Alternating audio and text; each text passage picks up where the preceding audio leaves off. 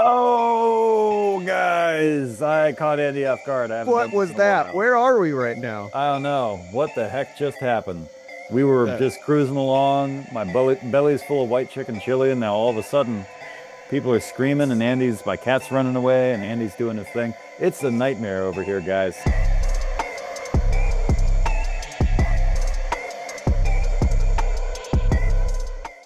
We're gonna not waste a whole lot of time this week. I do have one beef, though.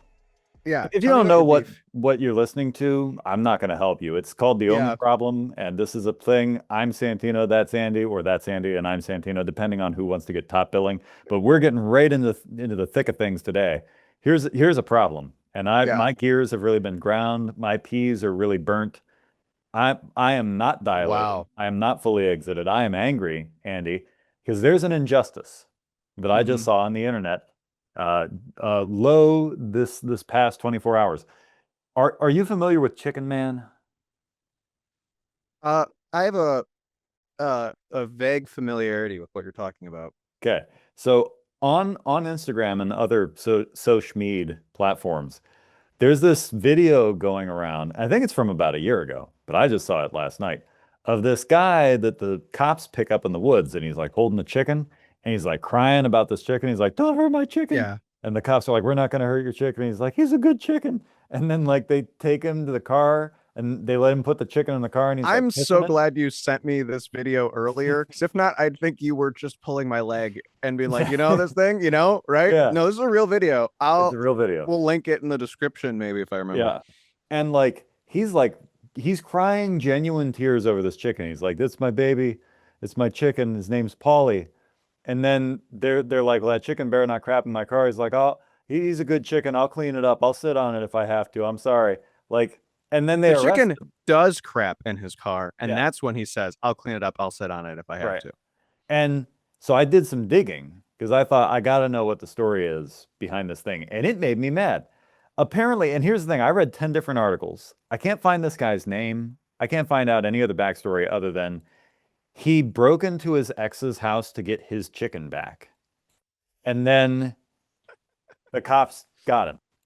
Yeah. I did a little more digging and found that, like, apparently they had had a breakup. She took out a restraining order against him. Don't know why. And then he broke into the house, and the only thing he took was his chicken back because she wouldn't let him have the chicken. And then the cops picked him up, and I forget what the fine is. There's no way he's going to be able to pay it. And he's facing like up to 10 years for So violating this restraining order and breaking and entering, breaking and I'd entering. assume. Yeah. But to just let the guy have his chicken. Like, think about this. Like, I could be wrong.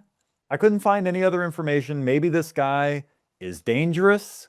I kind of doubt it. But what it appears to be on the face of it is a very cut and dry case of there was a breakup. The woman took everything, including your chicken, because there's no way that's her chicken. There's no way that's her chicken. I'm just going to say it right now. And she even took his chicken to spite him. Let the guy have his chicken. Like, okay, I get it. He broke the law. All right, maybe reduce the sentence to like some, some put him under house arrest or some like community service or something. Reduce the fine and let him have the dang chicken. Like, is he really a menace? There are actual criminals on the street who have killed people and who have gotten back out literally weeks later. Everybody in the Epstein files is still walking around, and this dude's getting 10 years just because he wanted his chicken back. That's all he's got. He loved that chicken. And I'm steaming mad, Andy. I, Justice for Chicken Man. Until I find out his name, we need to start changing all our Facebook banners to this guy. Justice for Chicken Man. I I think we need to do a little bit more research about this man, his name, and we know why she had a restraining order against him. It'd probably be Well, he clearly has some kind of mental well, I was gonna breakdown say, happening. he doesn't seem to be the most stable person No, ever in the world, due to his attachment to this chicken. right. But I say get him the help he needs and give him his chicken back. I mean, I don't know what type of legal precedent this would set. I'm no lawyer, nor do I pretend to be. But if it's like, We well, all know you pretend to be on the weekend, Andy. You roll up to the club and you're like, I'm a lawyer. And that's how I you just get all the ladies. I just passed the bar. That's insane. I'm glad you found something you're so passionate about. Yeah, You've needed this. yeah, I'm now an advocate for chickens' rights.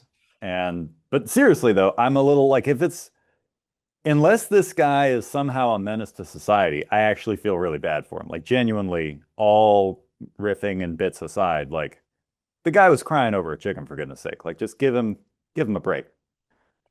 Yeah, I don't know. He did break several laws, including one this lady put in place solely for him, right? True, but we also don't know why. And if So there's that's one thing I know about breakups, I'm gonna side with the guy on this one. I don't know anything about this internet stranger who was in the woods with a chicken, but I know one thing when I see it. I know a man's chicken when I see it, and I know genuine tears when I see it. I guess that's two things. I know two things. A man's chicken and I genuine know tears. 2 words: genuine tears and man's chicken. That's 4 words, but okay. It was 5, I Or think, five. right? Man's tears. And Oh, and yeah, man's chicken. Yeah. man's chicken. So yeah. Ask not what your man can do for you. Ask what your chicken can do for your man. Yeah, what's Polly's backstory? That's what I want to know. That's who we know. Look up Polly the chicken. Polly Have the we looked chicken. up Polly the We chicken? have not. We should at some We point. left that stone unturned, I guess. So I'm fully turned, Andy. you've been I'm as turning turned. stones, No, turned turned. in stone. Yeah. You're turned up right now. I'm fully turned. You're Yeah. turned up to talk about Detour. Yeah. Well, much Uh-oh. like our protagonist or antagonist or antihero or moron lead in Detour, this man made a series of bad choices that got him put up for 10 years. So, Here we are. yeah, Perfect transition perfect transition. to our movie this week. This week I made Santino watch the 1945 Edgar Ulmar classic Elmer Fudd. film. Edgar Ulmar is the name of the director. Right. He's, Be very, very quiet. He's making. yeah, that guy. He's He making was movies. he directed this movie. Mm-hmm. I didn't know And Elmer Fudd was so prolific. I've yeah, never looked I mean, into his early he did work. this, Murders in the Rue Morgue, Mm-hmm. The Black Cat with Looney Karloff Tunes. and Lugosi. He was in Looney Tunes. Prolific career. Spreading misinformation. I hope AI hears this and Yeah. takes that. And then when people Google like what else has Edward Ulmer been in, they can be like Looney Tunes. What the Looney frick? Okay. Yeah, you want to give us a setup, Andy? So this movie is about a guy who we meet in a cafe who's hitchhiking across the country. And this movie is told through flashbacks and stories of this man's experience trying to get to Los Angeles to see his lady. And everything goes wrong. It's a film noir film. It's a film dark, film black, as I like to call him. And it's a really interesting film. I think what is immediately worth noting is the fact that it's runtime. It's an hour and 6 minutes long. Edgar Ulmer made some B movies that are short, and The cut I saw was the restored cut, and it was an hour and 8. Okay, so those an hour and missing 8. 2 minutes really just changed the entire tone of the film, Andy. Let me tell you. It's actually pretty crazy that what they had to do for those 2 minutes is they literally had to paint out subtitles for every frame because the only print they had was dubbed. Oh, really? Fun fact. Yes. Didn't know that. Yeah. So, or not dubbed, was subtitled. And so they had to do that. So invisible CG in the restoration of this film is that. And not even CG, like painting, which is computer generated, I guess. But yeah. So I can tell by Santino's tone that he like cannot wait to talk about this movie because he loved it so much. So I'm excited to hear what he has to say. This will be a short episode. 1, because the movie's short, and 2, because we have a fun surprise going on later in the evening that they'll just have to figure out what we mean. So yeah, which saying that to the audience kind of makes it sound like a thing they're going to benefit from in this episode, and they're not. So it's kind of like going, yeah. It's like, hey, there's going to be this fun thing that happens. You're going to have absolutely no part. No one's this far into the episode who would not be listening to the rest of the show anyways. That's funny. That's funny though. Hey, stick around for this party you're not going to be able to attend. It's I'm short. making a special It would a be special short cake you because can't eat. it wouldn't be short because there's something that they would experience though. Why would that be the logic? That there's something short. I don't know. It's just funny. It's just funny either way. So let's get right into it, folks. So here's the deal. We start. I knew nothing of this movie. I actually had forgotten what it was about because I looked at it, I saw the poster, and I saw the synopsis like last week. And I didn't look at it again until last night. And I found it on Tubi, and there were four different versions on Tubi, and they all seem to be basically the same. And so I clicked on this one. And it starts, and immediately we're into narration, and it's that thing in a movie where it's like you show a character already in the third act, and then he's going to be like, I bet you're wondering how I got here, which isn't really what he says, but it's effectively that same tone. And then the whole movie is shown through flashbacks and heavy, heavy use of narration. Let me tell you, noir is I'm known for nodding. narration. I'm nodding. Yeah. Just for our audio listeners. Like noir is known for narration, and this movie, I'm just going to come out and tell the audience what it is. It's definitely a B movie, and it feels for about the bulk of its runtime like almost a noir parody. There are moments in this movie where you're like, wow, we're going for it. We are just absolutely swinging and as hard as we can with the biggest possible bat. Like it's 80% narration. He'll be narrating things There's a that lot are of narration, happening, yeah. right, that we can see. Like he's narrating things we can see. Like you don't have Yeah. to tell us. I can see that it's happening. This isn't radio. These are the talkies, right? It's moving pictures. And so he tells this story, which his character is like he's heavy 5 o'clock shadow, kind of looks like a rundown, like battered, worried George Michael. And he's got like the heavy 5 o'clock shadow. And he's sitting Yeah. in this diner, and he's immediately like biting everybody's heads off. Like, you want some coffee? He's like, just leave the coffee. They're like, dang. And then some guy's trying to make conversation with him, and he's like, ah. Like, and then Where the are you guy, going? Away. Yeah, like no matter what happens, he's immediately snapping at everybody, and you're like, what the heck? And this guy goes to put some money in the jukebox, and it starts playing this song, and it must be a song that the lead, which we find out later has some sentimental significance, but at the moment he's like, that off, and he's like really angry, and they're like, hey, you can leave if you're gonna have that attitude. This is my joint. And he's like, okay, sorry.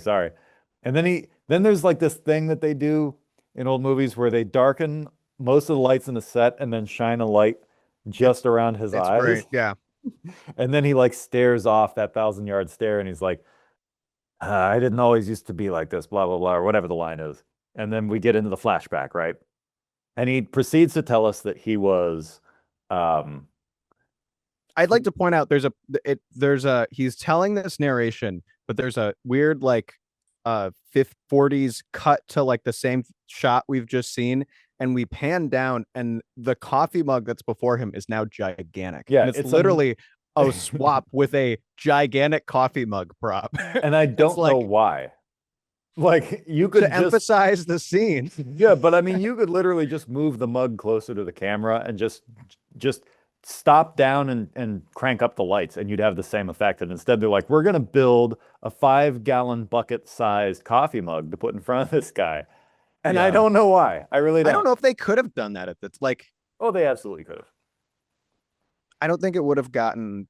I don't know if it would have been the same fidelity. Plus, it's like it's not the point. The point's not that it is like this. The shot of a coffee mug. The point is that like it's exaggerated. So like I don't think you're supposed to notice that's a prop, but it's like right. You could exaggerate it simply by just using a wide lens, stopping down, and using more light. Like that's how that works. That's how forced perspective works. That's how hanging miniatures in the foreground work. They've been doing it for like 50 years up to this point. And then instead they're like, we're going to make this big, stupid fake coffee mug. And when we pan down to it, you can like see brush strokes on it. I'm like, what the heck? What is this? It's cool. And it never comes back again. Mm-hmm. Like there's never any reason. Nothing comes back again in this movie. No, just like never. It's not long enough to. So we finally, I'm glad you brought that up because that was a really bizarre moment. And then we flash back, and he tells us that like he's playing this crappy club, And he's a really insane pianist. Like whoever the man is in the close-ups of the hands playing the piano, whoever that is a really good pianist because it's probably not this actor. But It's his not Tom character, Neal. Tom Neal is our main actor, by the way. Tom In Neal, case yes. folks at This is home a know Tom Tom Neal. Neal but don't know Detour. This is a Tom Neal and Ann Savage movie. So, for the folks at home playing along.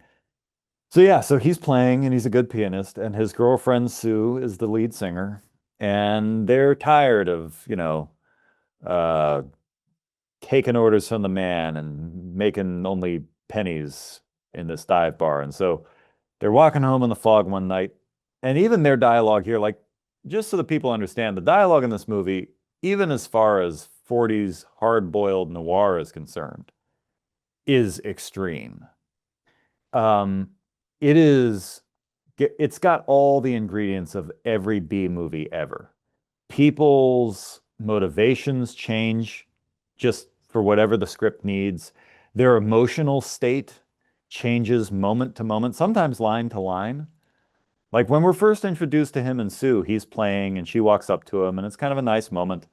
And she compliments him on his playing. And his response is like immediately, he's just like, ah.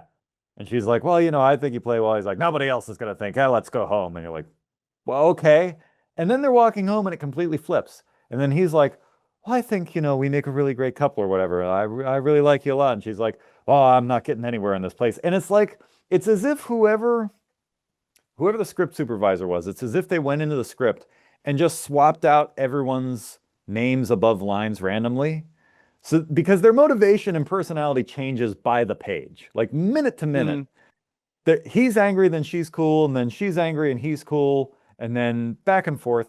And so they have this weird long discussion that we keep like kind of jump cutting ahead through in the fog as he walks her home, which I guess he's walking her home because he eventually just walks her to what looks like basically the same place in the set, but just like they Yeah. moved the camera slightly. It's a low budget movie. Um, and so I guess she's home, but like they make it there and they're talking about getting married, and then like she's discussing that she wants to marry him, but not now. And she wants to move out to Hollywood to try it as an actress. And then, maybe after that, then maybe they can get married. And instead of doing, and by the way, this entire movie, the plot device of this movie is our lead character is an imbecile, like just a complete thumb-sucking moron who can't get through life even if you gave him a map. Like I think that the is our word would lead. be pathetic, not a moron. Pathetic, thumb-sucking, insipid moron with an IQ of negative I think 40. he's That's pathetic. he's worse than He's pathetic. pathetic, and his He's an motivation idiot. is simple because it's a movie. But I mean, he's a moron too. Like so that the audience understands, I'm going to keep a tally of all the bad decisions this guy makes. And it's more than 3, it's more than 5. There's a lot. And there are many points. This is a thriller. I don't think we said that at the beginning, but like it's a thriller. And it's only a thriller because he continually makes bad decisions. And there are moments, even up to and including the last 10 minutes of this film, where he could have gotten out of it and he still made the dumbest decision possible. So that's just so we know where we're at with the character. So this is bad decision number 1. Mm-hmm. She tells him, I'm going to Hollywood. And he's, instead of saying, you know what, hon? We're both unhappy with our life here. We're only making pennies. How about we both pitch in for a bus ticket? I'll ride out with you so you don't, I don't know, get kidnapped or killed or something.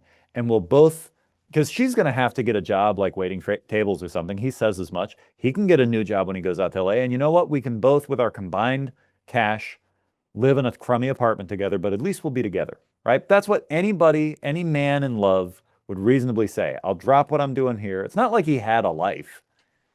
He had a terrible existence in this crummy club. Go with her. And what does he do, Andy? Tell the audience what he does instead. He stays behind. Yep. He stays behind and keeps playing in the club for who knows how long. And he sulks about it. He's a sad sack through like 99% of this movie. Pathetic. And we Yeah. keep flashing back. I'm miffed at how you keep trying to underplay his stupidity by saying he's pathetic. He's pathetic, but he's also an ignoramus. And I need you to understand and fess up to the fact that he's this stupid, Andy. It's making me mad that you won't acknowledge that he's this stupid. Hey, I'll bring out this chart right now. I made this for folks at home. This is a big thing. You can't really see this very well. It says new things. New things. And then there's Santino, and you're yelling no, and there's like something burning. I see. This is what it feels like doing this show sometimes. I try my best, and you just hate it. Notice you're perceiving that I hate the movie. I hate the character. I hate every character in this movie. I don't hate the movie, but I hate the character. And you're trying to film noir. Like, this is what happens. Yes. Like, no. You don't have characters making good, right decisions. Film noir is about criminals. It's about movies. Yes. About characters who make poor decisions. Yes. And we'll get to that at a little later. That's like, that's what's suffice to say for now that even by noir, you don't have to like this character. I think the movie does nothing for you to like this character. I'm not complaining about that. I just think it's funny that in your defense of the movie, you're trying to make it sound like he's less stupid than he is, and he's an idiot. None of these things would happen. By noir standards and horror movie standards combined, he's the dumbest character I've ever seen put to screen, and that includes Forrest Gump, who actually had an IQ of that of a mentally challenged person. And this guy is still dumber than that. I think when you judge a character's like decisions too much, it like you start to like, I don't know. I think it's a little far for this film. Like, he makes bad decisions and he reaps the consequences of them. That's the movie. Yeah, I'm not criticizing that. I'm just saying I want you and the audience to understand just how remarkably dumb this character is. And maybe there's a bit that's happening that's lost in translation here because you haven't seen a lot of movies with dumb characters. You haven't seen a lot of horror movies. You haven't seen a lot of noirs. You've seen more noirs than you have horror movies. But I'm telling you, the two genres combined don't have a character that even comes close. They still have to look up to see how dumb this character is. I'm just going to let you go. Stupid. I'm not conceding ground. I'm not. You don't have to. It's not an assault on this movie. It's not an insult against you. It's a specific insult to this character, and I find it hilarious that our lead is this dumb. That's what I think is hilarious, is that we led with a character that makes this many bad decisions. In no other film has one character made this many bad decisions. It's amazing. It's actually a feat. And in under 70 minutes, no less. This movie's not even 70 minutes long, and he manages to make almost a bad decision every 5 minutes. I do have more to say, but I'll say it at the end, which is not an engagement plug, but it's I want to let you go more before I say it. So, first bad decision is he doesn't go with her. So he stews, and we're also flashing back to him talking about all this in the diner where he's at.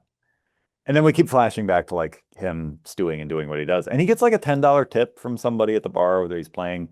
And so it's $10 in 1945. It surely would buy you a bus ticket to LA. So at some point, again, he kind of has a character flip of motivation, and he calls Sue. Yeah, he's in New York. And he calls Sue and he's like, "Hey baby, I'm coming out to see you." And so they're like, "Cool." And there's a really funny editing moment in that where oh, there is a hilarious. Okay. I will there's things about this movie where I'll be no, I like the giant mug. The budget workaround of we're gonna have this phone call and we're gonna put in stock footage of operators. So and him just being oh yeah, no kidding. That's where the budget of the movie shows itself. That's not even the funny cut that I'm talking about. That's funny, but the funny cut is he's talking to her and we're mostly watching him. And then the one time we cut to her, she just goes, I don't know if you can hear me inhaling. She inhales like she's gonna say something, and then we cut to him and we just hear him talking more. They literally cut to her not to show her speak, but to just show her exist, and it's hilarious. It's almost like an accidental cut. And so he hangs up and he's got a pep in his step. They were at the premiere wait, what was that? Yeah, I had dialogue here. Yeah. Which, by the way, of course, I think it's worth noting, they shot for 3 to 4 weeks, depending on what reports you read. Yeah. And they shot a lot more than what ended up in the movie. They cut the movie to the bone to make it shorter. And so I'm wondering if maybe the reason they cut to her doing nothing is because she was originally having more screen time and then they just cut it down. But if that's the case, just completely cut her out of the shot at all. Yeah. You cut to her. That is interesting. I'm glad because there's a well-circulated myth about this about Detour that it was shot in a week, and that's like factually not true. Right. Like we have like I think we have the shooting schedule. I meant to look into that more just out of curiosity, but like that's not true. Yeah, it was at least a 2.5 week schedule because, like, I think that's what's on the front page of the shooting script. But then Anne Savage's her contract was like, I think 3 6-day weeks or something. So, you know, by the way, definitely normal. According to AI overview on Google, I was just curious. I'm not trying to defend the movie in this way. A one-way bus ticket from LA to New York cost $30 to $40. In 1945. Yep. Wow. Okay, but I guess this is what I'm saying is like he was making money at the club, and you also got this $10 tip. That was just my Snapple fact. That was my Snapple fact. Yeah. Well, not surprising. I'm shocked that it was as much as it was because if you adjust that for inflation, that's like $100+ now. That's how much a bus ticket from New York. That's less than a bus ticket. So it's basically what it is now, or a little bit less. Either way, like I just think it's funny that he'd been making don't money. know your public transportation, and you're trying to act like you don't like this movie. Get out of here. Get over yourself. Get over yourself. I'm just. I think you think it's funny that I don't like the movie. I don't like the character, and I think it's amazing that he's this stupid. But it's funny because either way, he had been working. He was making money. This wasn't the only tip he ever got. I was just doing Snapple facts. Yeah, you're good. You're good. But I'm just trying to like get this so that the audience understands he could have probably gotten at least halfway there on the bus. Anyway, he decides he's going to hitchhike. Whatever, it's done. People do that. No big deal. Not necessarily the dumbest decision. Not a good one, but whatever. He hitchhikes. He ends up hitching this ride. And they did like a fun thing where in order to keep the continuity of moving right to left, because you're going from East Coast to West Coast, they shot things heading the wrong direction. So they just flopped the film, which works because now things are going left to right or right to left. But now the problem is it makes all the cars look like you're in Britain and everybody's on the wrong side of the road. So there's a lot of weird like continuity issues there in order to try to get the visual continuity of travel correct. So he ends up hitching a ride with this guy, Haskell is his name. And this guy, he's got like a nice car. It's got it's a convertible. And long story short, he's in the car with this guy. This guy's popping pills a lot. It's maybe implied he has a bad heart. We don't know. And they go to a restaurant and the guy buys him dinner and he seems on the level, blah, blah, blah. And the guy has like scratches on his hand.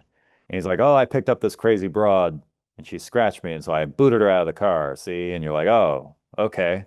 That sounds crazy. That's important for later. And so then like they switch and now our lead. Later, 15 minutes later, 10 minutes later. Yeah, 10 minutes later is important. But like they switch and our lead is now driving the car and Haskell's asleep.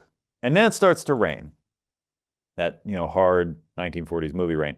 And so he's like, Haskell, it's raining. Hey, we need to put the top up, which is great dialogue too, because I don't know why you would need permission to put the top up. Just put the top up. Like I said, he's an ignoramus. So he pulls over and he goes to put the top up and the top won't come up. And so he like goes over to like wake Haskell to help him and Haskell won't wake up at all. And you're like, oh, he had a heart attack and died. And he opens the door and Haskell just kind of goes plop and falls down. And somehow we're supposed to believe, that was enough force to crack his skull, which is neither here nor there. I'll give the movie that maybe it was. And you go, okay, well, crap. Now, like, he's hit his head. And so now our moron of a protagonist has a genius thought. He goes, if I flag anybody down to help, and this is the whole plot of the movie, by the way. This is a big assumption. Yeah, I will grant you. This is the part where the movie says something expositionally where you go, it is really? Right. Which is if I flag anybody down or go to the police, they're not even going to believe that this guy hit his head on a rock and died. They're going to think I killed him. Right, because I'm poor and they saw me driving with this guy and I was driving the car and it's not my car and they're going to think I killed him and took his money and his car. And you go, well, it wouldn't look good, right? I'll give you that. But if There's an autopsy. I'm sure they'll find the actual cause of death, which was not actually hitting his head on the rock. That's heavily implied that the actual cause of death was a heart attack. So you would have been cleared. Also, even if they didn't do an autopsy, if you didn't move the body like a frickin' moron, all right, then the only thing they would have is the evidence at hand. And the evidence at hand shows that there's no blunt instrument in the car. His head is on the rock has blood in it, and the crack on his head is lined up with the rock. So you would have to go, well, unless you pushed him out of the car forcibly onto the rock, this was probably an accident, right? So at worst, you might be detained and questioned, but probably not arrested. But our protagonist tells us in the narration that he was definitely going to be set up the river for this. And they would think that he killed the guy for his money. So what does he do? Andy, give us the options of what he could have done. So what he could have done is what I'm trying to like work up how far we should go and what he does do. What he does, like he could just, like you're saying, do nothing and ask for help. Right. But he does what he does do, I think obviously makes the most sense, which is he goes to hide the body and then goes, well, wait a second. Hiding the body wouldn't be enough. I'm going to swap clothes with the body. And then they'll think it was me. And I'm going to take his money, and I'm going to take his his money, shoes, and all of his clothes. So in other words, when he first opens the door and realizes the guy's dead, he goes, they're going to think I killed him for his money.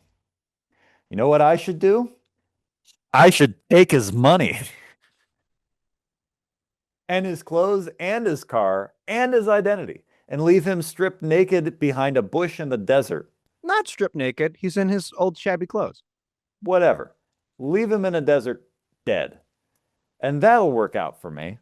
Because if it's one thing that'll clear my name, it's doing the one thing that would make me look most guilty. Up till this point, you didn't look guilty. You just had a bad story and were in the wrong place. But now you did the thing that made you look guilty. And this is my biggest beef with these kinds of decisions in movies. And there's a movie called Brick. I don't know if we'll ever get around to it. It's a neo-noir, but Brick also makes a very similar dumb decision wherein the lead hides a body of a person he didn't kill. And then you go, you're a moron. Why would you do this?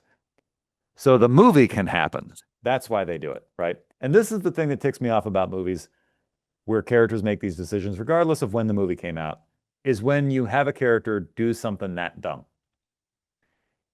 Good writing is making your characters do something smart and they still get punished for it. This is bad writing. But it's a B movie. Whatever. Here's the thing though. This is if we're keeping score at home, this is bad decision number 2. He can still get away with it though. He can still get out of it because he didn't technically kill anybody. He did steal money and he has committed a crime, but he didn't kill anybody and he can still get away with it. Whether you want him to or not is really beside the point, but he can still get away with it. And so now he drives and he tells us that, you know, I've got a plan. I'm going to get to LA and then I'm going to just ditch the car and I'm going to disappear into the crowd. I'm going to ditch his clothes. I'll meet up with Sue and it'll all be over because now there's no ID on that body. The only way to identify him is that he had a scar on his arm, right? And the only relative that he has is earlier in the movie, Haskell tells us that he had run away from home when he was like 15 or 16 years ago, which is funny because he seems like he's about 40, but he's like, I ran away from home after I got in this dueling accident with a friend of mine when I was a kid, which was 15 or 16 years ago. So the timeline's a little bit off. Again, weird writing and people looking old. I think he was supposed to be 15 or 16 when it happened. But well, that's not a kid. That's still that's 30. Teenager. It's just strange. Either way, other than that scar, there are no identifying marks on him, and he's a relatively average-looking guy. So you can still get away with it. And so he formulates his plan that he's going to do that. So I don't know. I feel like I'm just walking us through the movie. Do you want to take it from here? I mean, what the conceit of this movie becomes is that, like, and the literal next scene is our main guy, Tom Neal's character, is like filling up for gas at a gas station, and there's this lady who's thumbing for a ride, and he picks her up sympathetically. You know, he was Which, by just a the way, hitchhiker. that's idiot move number 3. if your plan is, well, if A, you're on the run, which you are, B, you don't want people to be able to positively ID you or put you in any particular location, and C, part of your plan is to then disappear into a crowd anonymously and dump everything, including the car, how does picking up a hitchhiker who's probably going to be going all the way to LA, and she is, how is that maybe going to interfere with your plans? Stupid. Third dumbest thing he did.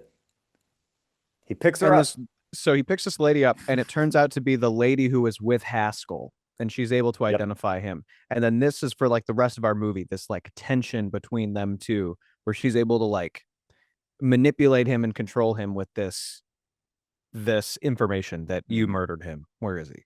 Which is And he amazing. and he, yeah, and she's great. She's Vera, and Savage plays Vera Possibly the most over the top femme fatale character in all of film noir, is possibly so in all of films in general. so intense.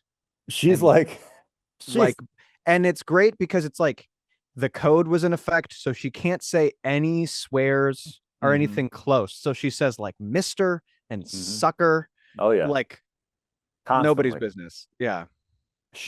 There's a point when she first, because like they're driving along and she's kind of quiet and she's just staring straight ahead, which by the way, when we're first introduced to her, I could swear it was a different lady.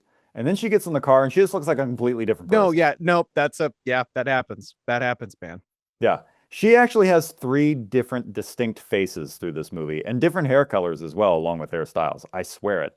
She's like a friggin' chameleon in this thing. She's like almost blonde when you first meet her outside the car. Then she gets in the car and she's brunette and homely. And then they get to this motel later, jumping ahead a little bit. And then she does her hair and makeup and now she looks like a completely different person again. It's bizarre. It's honestly jarring. Women are crazy. I don't understand it. And so when they first get in the car, she's kind of like, she hasn't really said much. And then when she finally like comes out with it and she's like, hey, this is Haskell's car. Who are you? Blah, blah, blah. What'd you do with him? She wakes up from a nap. Yeah. That's what you were going to say. She was napping and he's like, with like one eye open. She was kind of cute when she slept. Yeah. And it's like, well, we can see that again. Like to your point, it's like we're looking at Tom anyways. And then she wakes up out of that nap and goes, where's Haskell? Like, not missing. It's like she was reading his mind. Like there's a moment right before she does it where she's laying there with like one eye open, kind of looking at him. And as soon as their narration finishes, she's like, hey. And you're like, holy crap, lady. What are you doing? She is so intense and she's insufferable. She never shuts up through the whole movie. You hate her. She's awful. Not you, like, not like you, the audience. The audience Y'all hates her. Hate her. She's meant to be hateable. She's absolutely contemptible. She just knows how to manipulate him and like sees his insecurity, and sees his like stupidity. Pathetic. Nobody likes me attitude, and just uses that. Oh yeah, so much so. It's crazy. Yeah, she saw an opportunity and she seized it, man. And so she's like, "We're driving all the way. See, and if you try to do anything, you try to leave, I'm going to tell everybody that you killed him." Blah blah blah. Which is funny because she even makes a crack about like doesn't really want cops sniffing around. So it's kind of a false bluff through like half the movie. Aren't all bluffs false? Well. Yeah, I guess. Hey, it's like a double negative. It's a super redundancy. This is how irked I am with this character. My grammar is falling apart. Yeah, so she's bluffing through the whole movie that she's gonna like do this or that. I guess her thought is like, oh, I'll just say that, he was gonna kill me too. And she's probably right, like she'll probably get away with it. But the fact of the matter is, those are your scratches on Haskell's arm, and no one can prove since. Also, we have no clue how she got ahead of him because Haskell booted her out before. It's narration that like she must have passed him in the night because he stayed somewhere. There's like that whole him. It's him staying somewhere. I think we messed up slightly we somehow messed up a scene, like skipping a scene. He has that like Haskell, no. Oh yeah, the flashback to the things we just saw 30 seconds ago. Yeah. Classic B-movie move to show us flashbacks to a thing we saw literally 2 minutes ago. Yeah. So then the whole rest of the movie is just her being awful and manipulating him. And then like, she's like, well, you're not going to ditch this hunk of rust in the thing because that'll make people curious. You're an idiot. And he's like, oh yeah, I didn't think of that. She's like, yeah, well, I'll think plenty. Don't you worry about it. We're going to sell this thing for a profit and then get it in somebody else's name. And like, it's a good plan. So then she has a poses as great his plan wife. because she even points out that like if they leave a car, then the cops have to investigate it or something. Right. It's like yeah, they have to launch an investigation. And it's like you really didn't think of this. She Which says again it. proves he's a moron. He didn't think of any of this. And she's like, yeah, well, we're going to sell it and it's going to be fine. And so then, like, they pose as husband and wife, and they're about to make the deal. They're going to sell it for $1,800. And except, like, the dealership wants to know what his insurance is. And there's kind of like a problem there, which really, again, he's a moron. Just lie. What are they going to do about it? Be like, well, I recently changed insurance companies. And I actually can't remember which one it was. It was either blank or blank, right? Like just say whatever insurance companies you know and be like, is that going to be a problem? We'd really like to sell it. Or rather, play hard to get, be like, is that going to be a problem? Because we can just cancel this deal now. And the company you're trying to sell it to will probably be like, well, we can just because he even gives him the option. He gives him the out. Remember what an idiot. He gives him the out. He's like, well, we could just cancel your insurance. Yeah, I mean, you see me selling a car and I'm not buying a new one. Just cancel the dang insurance. I'll get new insurance. But no, he sits there like a chump. He And has to know he's the just like, insurance if they're going to cancel it. Sure. You can't just you Sure he can't does. declare canceling insurance like you declare The bankruptcy. problem is, it's really not that big a deal. You can go, I can't remember which one it was. So He does go to your credit. right. It's like, well, what about this? And then he's like, right.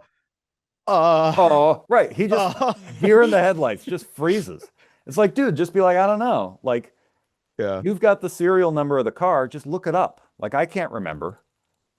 The wife usually remembers these things, but we're not, I don't know if you can tell, we've been kind of fighting a lot lately. I've been sleeping on the old couch, so how about you just figure it out on your own and I'll just be out of your hair, unless you don't want to sell, He could have got out of it. Instead, he freezes up like an idiot. Luckily, she comes in after she finds in the glove compartment a whole thing about, like, I guess the guy's dad is on his deathbed. She reads the paper that day. No, she gets something out of the glove compartment, whatever that is. His checkbook. Okay. And what did that tell her? That didn't tell her any. But it's she a B gets move. that- That scene's a throw. Right. That scene, she's like, yeah. But that's what they show us before she comes in with the revelation of, hey, we're not going to sell and I've Yep. got a better plan. So what did you find in the glove compartment? Because you read it in Don't worry the about paper. it. B movie. Right. We didn't B-movie. get that shot. Right. Didn't get the shot. So then she's like, cancel the deal. The guy's dad's on his deathbed. You're going to pose as Haskell. You're going to get into the will and we're both going to be set. We'll split the money. We don't have to sell the car. And he's like, no, you're crazy. I'm not going to do that. And they have this conversation very loudly at like a drive-in diner where like they give you your food on the side of your car and everyone's windows are open and there's cars parked next to them. And even he's like, hey, you need to shut up because like you're really loud. And she's like, I'll tell you when I'm not being loud. And like starts screaming at him like just an absolute banshee, which is amazing. Again, like she's just so over the top in this movie. And so then like they fight some more at this motel and then she gets drunk and he's like, I'm not going through with this plan. And by the way, we have like 5 minutes left of the movie. That's where we are. Yeah. And then like she's drunk and she's like, I'm gonna call the cops then if you're not gonna do it. He's like, fine. And he calls her bluff. And then she's like, actually gonna call the cops. And he's like, no, wait. And then like there's this really humorous moment where he keeps like pulling her away from the phone. And she's like, okay, I'll behave. And then he lets her go and she like runs back over to the phone like a 2-year-old and he pulls her away from the phone. He's like, no, dang it, listen to me. And she's like, ah. And she runs back over to the phone like a 2-year-old and she grabs the phone and runs into the other room with it. And then like wraps herself in the phone cord for some reason and then flops on the bed passed out. And then she locked the door, like she locked herself in and he starts yanking on the phone cord. And you automatically go, okay, I know what we're doing here. And he's strangling her with a phone cord, unbeknownst to him. And he apparently strangles her to death and doesn't realize it, which is an amazing twist of stupidity. And he opens the door somehow. Yeah, then immediately like breaks down the door. Yeah. Which it's You like could have just done that. you could have done that first. Right. Like you could have tried that a little harder before, like, why isn't this doing anything? Pathetic. I rest my case. No, that's not pathetic. I think I need to look up the dictionary, the textbook definition of pathetic for you, Andy, because this is really starting to irk me. Pathetic. Pathetic, quote, adjective. 1, arousing pity, especially through vulnerability or sadness. He is sad and vulnerable. 2, miserably inadequate, of very low standard. He's pathetic excuse for a man. Yes. or 3, archaic, relating to the emotions. Now, notice, I'm not saying he's not pathetic. I'm saying he's a moron. He's pathetic. Nowhere in pathetic is it low intelligence. Let's go to synonyms. Pitiful, pitiable, piteous, to be pitied, touching, poignant, plaintive, stirring, affecting, heartbreaking, doleful, tragic, forlorn, poor, wretched, sad, feeble, Forlorn. woeful, He's sorry. forlorn. That's what I've been But looking he's an for. idiot. He's That's forlorn. not. Is that a synonym, Andy? It's It's not a synonym. Look up synonyms for idiot. Okay, let's go to forlorn. Synonym: unhappy, sad, miserable, sorrowful, dejected, despondent, discontent, wretched, abject, morose, regretful, brokenhearted, heartbroken, down, downcast, dispirited, blue, gloomy, glum, mournful, woeful, tearful, long-faced, joyless, cheerless, out of sorts, pitiful, pitiable, heart-rending, piteous, and lachrymose. Desolate, deserted, abandoned, forsaken, forgotten, neglected, hopeless, with no chance of success, beyond hope, useless, futile, pointless, bootless. At no point you have any synonym for stupid. And It's that's pathetic. what he is. Yeah, it's like pathetic. No, he's a pathetic imbecile. He can be both things, Andy. He's There is pathetic. Andy, you're gonna learn definitions one day, Andy. I'm gonna buy you a dictionary for Christmas. He doesn't make the best choices. I Because never he's said that he's Because he's stupid, not because he's pathetic, because he's stupid. he's sad. He misses his girl. And he's stupid because he's a moron, because he's an imbecile. Some people like, and you don't pity him for that. You don't think he's You can forlorn. be both things. I think somehow you don't understand that you can be both things. He's a fool. He's a nincompoop. He's a dunce. He's a dolt, a cretin, an imbecile, a dullard, a moron, a simpleton, a clod, a dope, a ninny, a chump, a dimwit, a nitwit, a goon, a dumbo, a dummy, a dumbbell, a loon, a jackass, a bonehead, a fathead, a numbskull, a blockhead. Shall I continue? He's a plonker, an ass, a twit. He's a numpty. He's a jerk. He's a nerd. He's a wooden head, which is an interesting one. Numpty. We got to go back to Yeah, numpty real quick. numpty is Can fun. we be saying that? Can you see if that's vulgar or not? I think we can say it. I think we can say it. Stupid or ineffectual person. British, English, informal, derogatory. It's derogatory, He'd be- but doesn't mean it's vulgar. So we're good. Okay. he's a numpties. clod. Yeah, Oh, and that Muppet. Muppet is apparently a thing. That's fun. That just Get makes a me wallet. feel. That just makes me feel bad for him.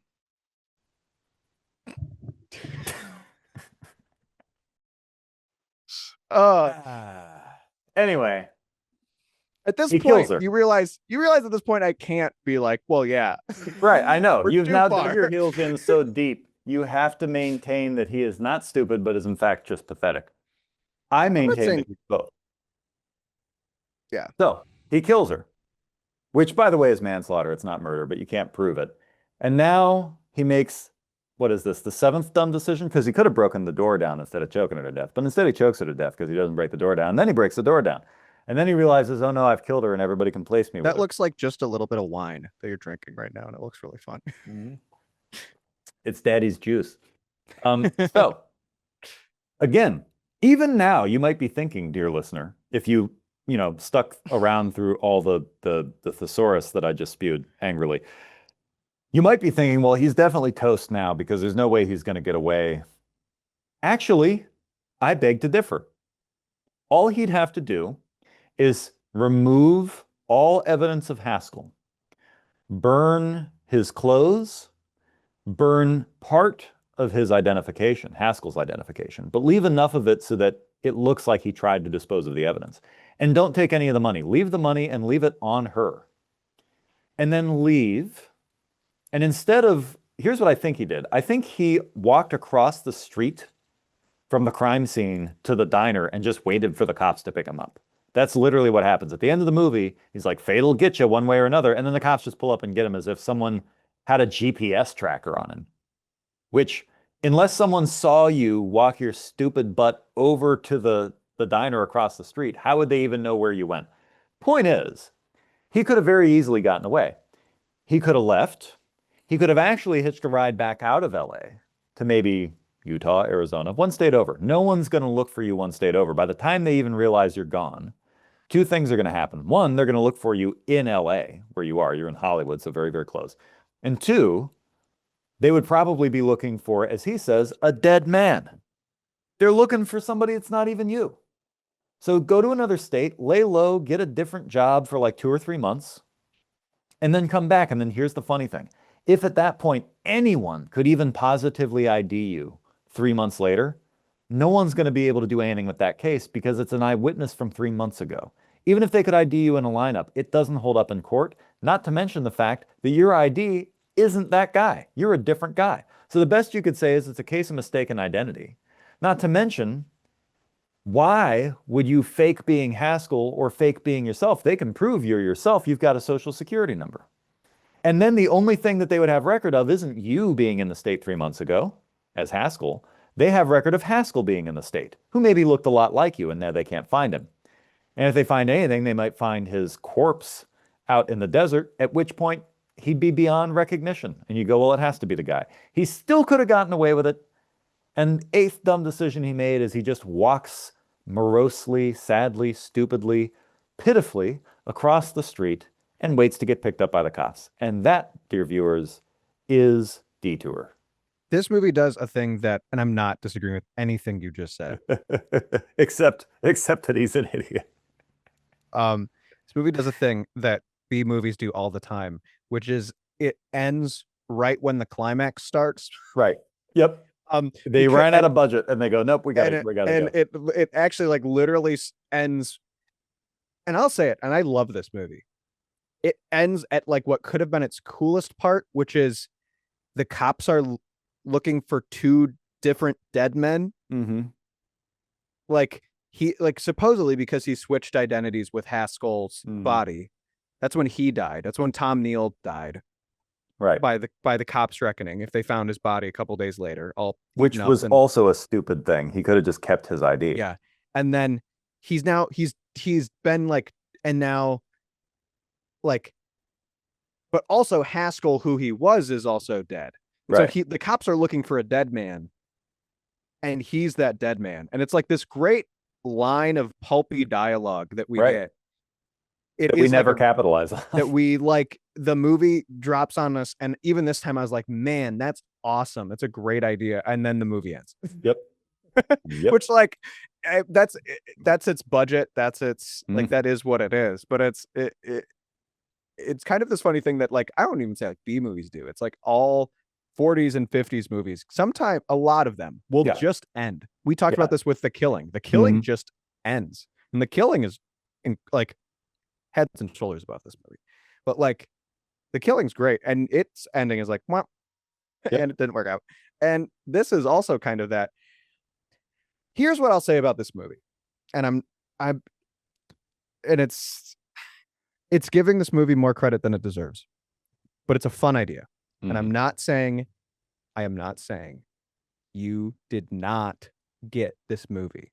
And I'm not saying this is what the people who made the movie had in mind, which I think are two very important things. But the fact the entire film is told through one guy's narration and point of view, I think makes it fun and open-ended that he's lying to us about everything. Right. Which essentially would mean the movie we watch is the bad excuse for him actually murdering Haskell, the actual manslaughter of what's her face. Well, it would be like, murder of her then. Yeah, his murder of her. And now he's on the run, but he's upset. Like, see, this is like, the theory is not perfect because I don't think it's necessarily what the movie actually is, but it's vague enough, especially with our immediate and like the key to this. And this theory is not only had by me. It's giving the movie way more credit in its flashback to what had just happened when we're in the motel. He's immediately justifying this with something else. And that's why we have that like double flashback weird moment. Again, I said at the beginning, do I think that's what the movie was necessarily supposed to be? No. Maybe, like, probably not. No. But I think we're at least given like an unreliable narrator. Like this pathetic dunce of a guy. There we go. There we go. We finally, ladies and gentlemen, Ladies and gentlemen, we finally got him. We finally got him.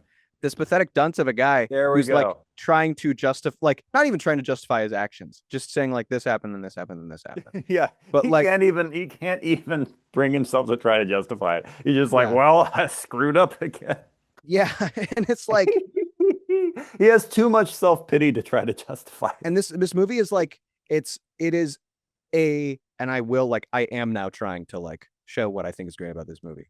It is an hour of that tone of like angst and Mhm. worry and like I messed up again. And then it ends. Yep. It's an hour of like of that feeling. And I think it does so really well. Which like and why this movie is significant, if we want to jump to here, is because it does that as a B movie that was Mhm. made in 3 weeks. That it rises above its parts in some ways, and in others it doesn't. It is Right. not a perfect film. That's very much of its time. It's very much of its time, but it takes what it had and it does really, really well with it, I think. Mhm. I'm trying to find if there are quotes here because Anne Savage had some lines, especially when they're in the car, that were What do you do? really funny. What is it? What do you do? What do you do? Kiss a wrench is one. That's one of them. There's another one I'm trying to remember, and I should have wrote it down when it happened, but where the heck? There's got to be quotes on here. There's quotes somewhere on IMDb. I think Here we go. yeah. Well, okay, so Al Roberts, our lead, has one which is great. Money, you know what that is. The stuff you have enough, never have enough of. Little green things with George Washington's pictures that men slave for, commit crimes for, die for. That's an amazing line.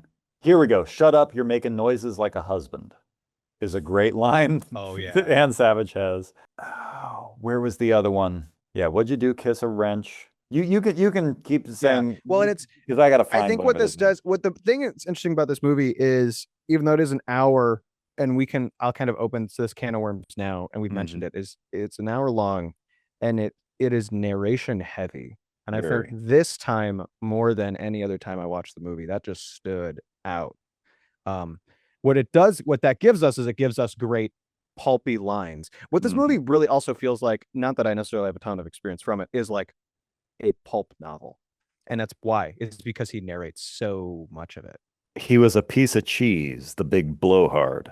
That's an that's a Al Roberts line, which is not what I was looking for either, but I just saw that. And we get this like him narrating, like you said, we get him narrating scenes we're watching, Right. which it's like, why are we doing like this would play better with no narrate after he kills Vera would play better with no narration. Right. And yet we're still getting like, well, now they'll know I did it.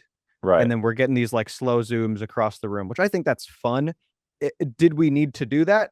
No, but we'll like pan and zoom around the room to various objects. I think that's an interesting choice. It certainly, I don't know. It's a choice. I found it.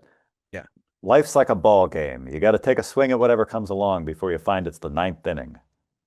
Yeah. That's absolutely a pulp novel. The dialogue in this is amazingly, amazingly sharp in that really campy B movie, 1940s fast talking. Say, what do you mean? Mid-Atlantic, like yeah, not even mid-Atlantic, just like Muggsy, like say, what do you take me for? What are you trying to kid me or something? Like a very, very, very gangster speak.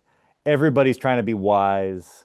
They're just like there's a couple things I straight up don't understand. I meant to like look into them more, but like, and I forget what they are, but there's a couple, it gets so 40s slang heavy that I'm like, I don't even know. I'm trying to get tight tonight. That was which is great. Which is yeah. for drunk, which you would think it would be loose, but it's the opposite. Am I tight? Oh, tight as a, what do you say? Tight as a showgirl's corset or something? Yeah, corset, yeah. Tight as a diva's corset, I think. Like there's great dialogue. Great, not in that it's good, great in that it's so heavy with weird metaphor that comes out of left field and they deliver it so fast And she's constantly yelling, much as I've been through this episode, just constantly yelling. Yeah. And it's amazing. It's an amazing performance. Um, I can't say I'd ever want to see Anne Savage in anything because she's just so detestable in this. I don't know if she's like that in other things. I can't remember if I've seen her in anything else. But it is of the pulp noirs out there, possibly the pulpiest or maybe the second pulpiest that I've ever seen. It's, it reminded me of, have you ever seen Kiss Me Deadly? I don't think so. Okay, you might end up watching that and you'll kind of see what I mean. It reminded me a lot of Kiss Me Deadly. Although that said, Kiss Me Deadly is still more uh it's still more plausible, like in its plot. Like the characters just make better decisions. Like there's just less convoluted BS Yeah. in Kiss Me Deadly. But Kiss Me Deadly also has this like I don't know if he's Puerto Rican or Cuban, this mechanic who's a friend of the private eye, and he speaks with a really heavy accent. And he's always talking about like racing cars, and he's always like, va va voom, pow, ha ha ha. And he's like super over the top. And it's pretty low budget and pretty grimy too. And Jack Elam's in it. And Oh wow. there's a lot of fun stuff there. Also, DOA. I think you saw that. Dead on Arrival. DOA is I'm not sure actually if a I have. really good movie, and they made a remake of it with I think Liam Neeson in the 90s or early 2000s. And DOA, you'll probably have to watch it at some point, is also really short. And DOA is told through narration, but not quite as extensive in the narration as this is. But it's about a guy who stumbles into a police department and he's like, I want to report a murder. And they're like, okay, who? And he's like, me. And then he tells the story in flashbacks about how he was poisoned with I think uranium or something. They call it Mhm. luminous toxin, but it's basically just like he's radioactive. And then he spends the whole movie in flashback trying to find who his killer was before he dies. And then when he finishes telling the story at the police station, he collapses, and that's the end of the movie. And it's That's great. cool. Like Yeah. it's still cheesy as all get out, but it's a really cool plot device. And I mean, to get back to Detour, Well, we took a I detour. I can't. Yeah, we took a slight detour there. Uh, Ah, yeah, um, I can't help but think it would almost all be better without the narration. Narration at the beginning to like be like, with the here's my girl, I'm gonna go see her. But like all the moments where we're especially like, oh, he's an idiot. right. It would be made vague at the Mm, very least if he's like super tight close up, side light, what's going on in the rain, right. instead of it being like, they think I killed him. I can't get help. Like we'd lose all that, and it would just Right. be like, oh no, what's going on? I think you'd still think he was stupid, but the problem Less, is less, not less. I think you'd less. be slightly less annoyed by the constant narration, I think. Yeah, And I love narration.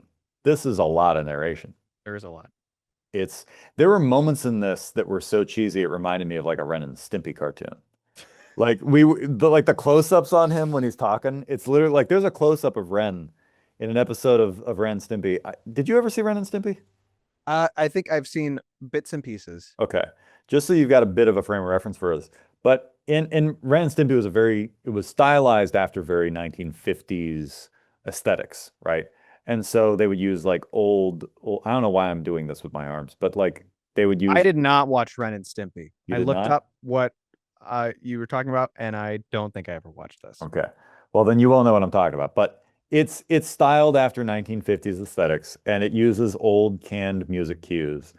And there was an episode I think it was called Stimpy's Fan Club or something, but it's like where Stimpy the cat gets famous and Ren hates him for it. And there's this really like Ren and Stimpy was known for being way too adult for kids, even though it was a kids show. And it would get downright creepy. And there were these moments where like Ren and it's got that lighting, right? And Yeah. like Ren's sitting there and he's watching Stimpy as he sleeps and he's having this inner monologue going, they all love him. They think he's a god.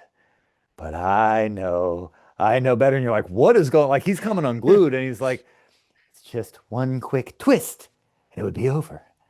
In these hands, I hold the fate of millions. And you're like, whoa. And like the music's getting weird and the background's getting all like abstract, and like you can see like I think it's in the same scene where like you can see like they animated like veins pumping like under Stimpy's neck, and there's like a dotted line going across his neck, and like Ren's imagining choking him to death. And it's really weird. There's like a lot of moments in Ren and Stimpy where it gets dark. There's another one where like they were supposed to, I forget what the heck happened, and they like accidentally hurt this little kid. Not real bad, but like accidentally.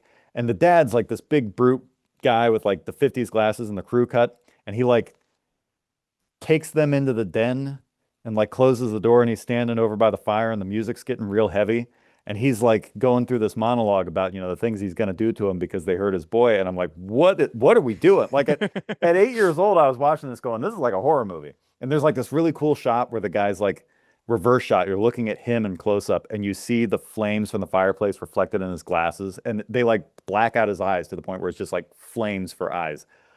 And it's just it's amazing. And that's what this movie reminds me of a lot of times. We get these weird close-ups where like the background, the world kind of disappears, and he's just like, well, I don't know what's going on, but I think my life is he's over. sweaty or covered in rain. Sweaty. Like there's like one or the other. Super heavy George Michael, like 5 o'clock shadow. Yeah. This movie is possibly the pulpiest, cheesiest noir you'll ever see in your life. And I've seen most noirs, and this one is at the top in terms of just B movie ridiculousness. Yeah. How did you find this movie, Andy? It was in our house and I watched it. Oh, like on DVD or VHS or something? On Blu-ray. Mystery Science Theater? No. I'm surprised. I would swear Criterion Collection, actually. Oh, wow. Yeah. I'm surprised. I know a lot of people want to remake it. I think it would make a good remake if you just fix some of the like obvious flaws, and have it make actually good decisions. I think if you made the climax interesting. Yeah. At the very least. What's funny is there's actually a movie, and we might get to it at some point. I don't think I'll necessarily recommend this movie next unless the movie I want to recommend to you next gets shot down. But there's a movie with Nick Cage from I think the early 90s called Red Rock West. And it's kind of like this, where like a character, he makes generally better decisions than this character. He's not a moron. He makes one decision that's kind of questionable, but then after that, he makes really good decisions, and things just keep going wrong, and he can't get out of this town, and stuff just keeps, like, he gets embroiled in this whole scheme. And I'm not going to give anything away, but it's as much a spiritual sequel to this as you could ever get, but like done well, and not with that style. So did you want to talk about, I know you had some things you want to talk about here at the end. I got there. We got there. We're here. Oh, we're here. We are. Okay. Well, so what do we want to say now? Hey, you have to talk now. Did you like this movie? I enjoyed what it is, which is just a very cheesy noir film. It was at once hilarious because of just the strange whiplash we would get of character motivations, and everybody. That's like a thing. The more B movies you watch, you'll notice like writers of B movies just want to keep you interested and entertained, and they realize like there's, and I even find myself doing this sometimes by accident, and I have to like dial it back. But much in the way as this show was rife with conflict and arguments, so is B movie dialogue. Like you realize, oh, there's a shorthand, there's this quick way to just write dialogue that's engaging, and it's just have it be conflict, like full of conflict. We talked about this with Stranger Things. Yeah, exactly. And like you just have characters fighting all the time. It's like a reality show. And it's like, okay, but we still have to remember like what these characters' relationships are to each other. Like they are friends, they do like each other. And so I'll usually have to do that in my own writing. It's like pare it back a bit and like try to reel it in. But what's great about B movies is the characters generally aren't anything to each other. So everybody can just be as caustic and weird and loud and yell and be as stupid as they want. And it's always just like, it's like just comes out of nowhere. People blame. Yeah, they just start shooting off, and it's amazing. So this movie does that, and it's hilarious. And then other times it's very frustrating because the character's making really dumb decisions. And then other times it's like, oh, we're just reusing that shot again. Or, oh, there's this giant coffee mug that has no point. Oh, there's rear projection in the scene. Yeah. Oh. Really like bad rear projection. Like even for the time, there's a couple moments where you're like cheap. This is where the budget shows. Yeah. And which I like it though. Yeah, it's a fun I like style. it. I do want to mention, like, we keep saying this is low budget. It's really it's low budget, but it's not as low a budget as other things have been that were better. Well, For its time, that's most movies were made for about this much or a little more because the budget figures we see is the often repeated rumor of like $20,000 in a week, which is incorrect. So it's more than likely between 50 and 100 grand. And 100 grand adjusted for inflation now, like that's a low budget, but it's still a decent thing. Mhm. Because you got to figure they made Beast from 20,000 Fathoms for a little more than this.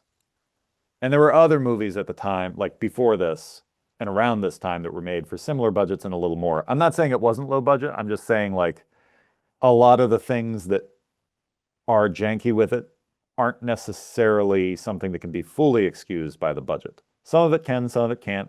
The rear projection is, because rear projection is usually stuff you either have to film yourself or you use stock. And it seemed to me that they were using stock, just like they were using stock of the oh, what are they?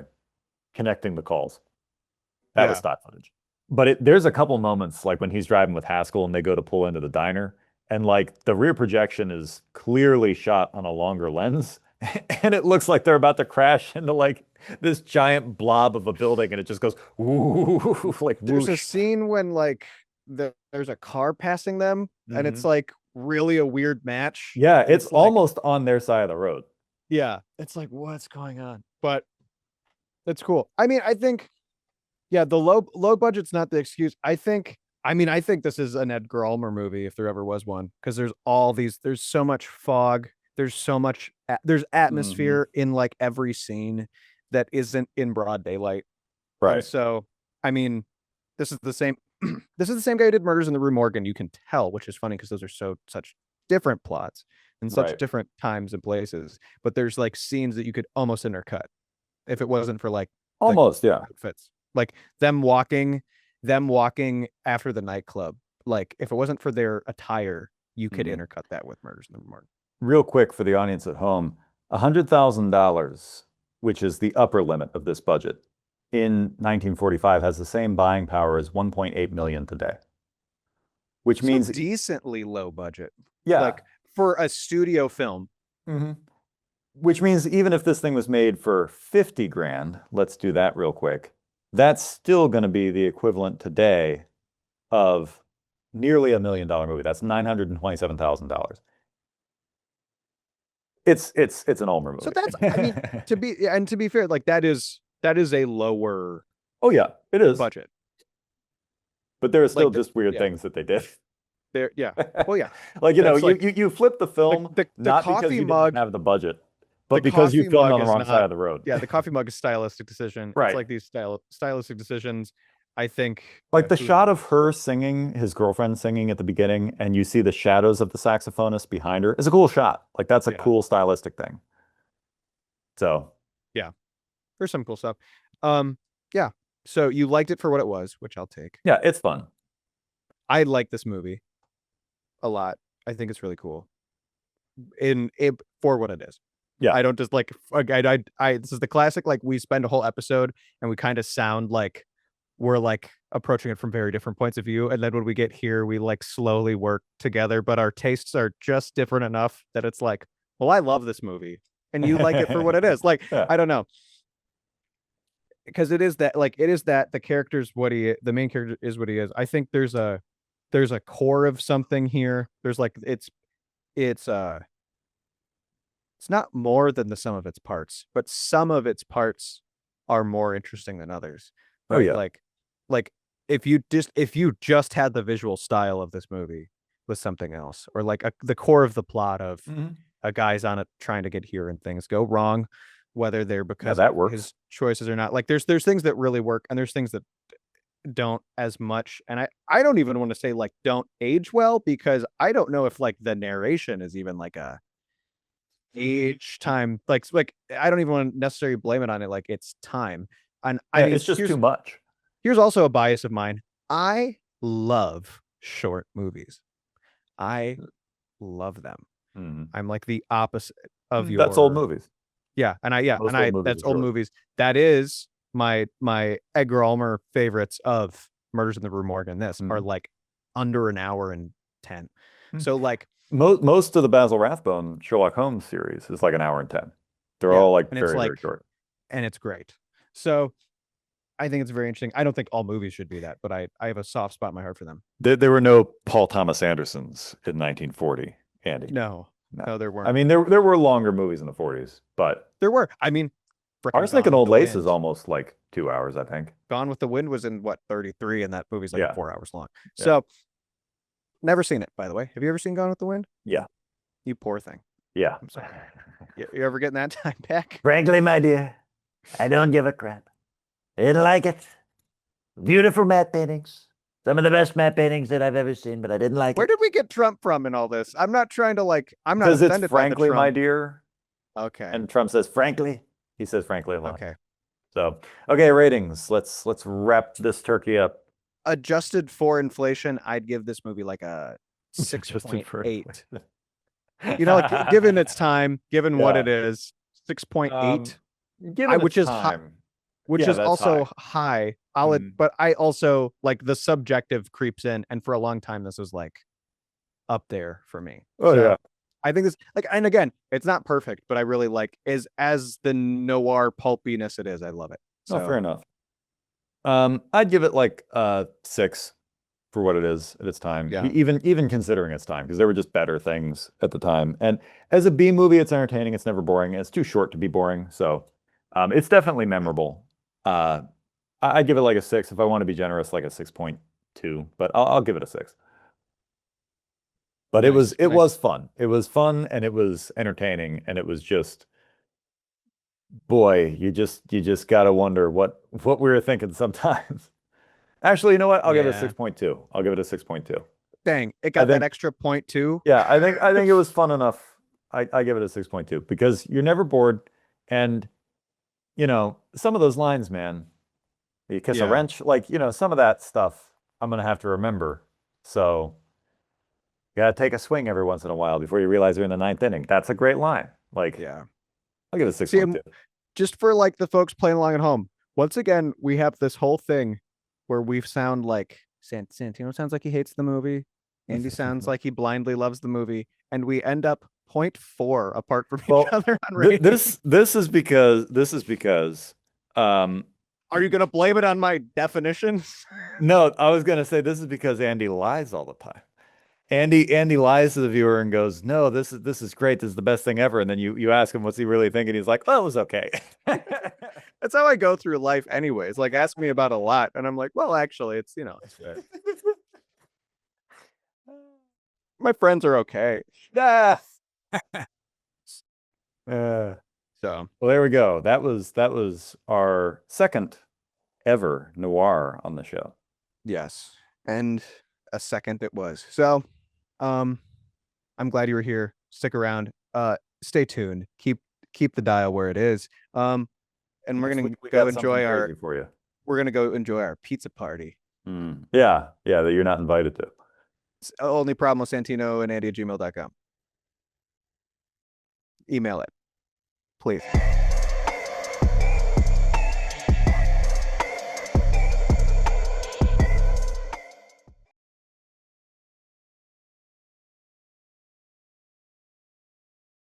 I normally like to try to let Andy to do his announcement, and I'm crapping all over it right now. I'll have to do the little graphic I did last week. What'd you think of that? Because you saw that. You know, our theme music. The theme music is. I think we need different music. I don't know if I like the flow. Well, it had to do with the fact you were like talking about your sick beat, and so I kind of went in that direction, or like you were rapping. Yeah. And so I wanted to like kind of make actually, I don't even know if that's how that worked out, because I edited the opening and then I wasn't talking about a sick beat. I was talking about like everything that's wrong with cinema, and it's just like, oh well, it's like I thought that would like make people be like, oh, what's this? I want to check this out. Turns out that's not the case. Right. Turns out I don't know what people want to watch at all, but that's besides the point. And then it's that, and then I think I cut to somewhere later and us joking, because we have consecutive weeks where like we come in really hot on our riffing, and I kind of just like had to tone that down both weeks. Yeah. The riffing from last week got put at the end of the episode. I put like it's a little Easter egg. But tell me, wait, Wait, it's at the end of the episode where we talk about our intern? That's at the beginning of the episode. Did No, you no, not no, upload there's- an edited? No, there's even more joking at the end of the episode. Oh, That I wow. cut from the beginning. That's amazing. I wasn't prepared for that, Andy. But let me tell Yeah. you something. We're gonna not waste a whole lot of time this week. I do have one beef though.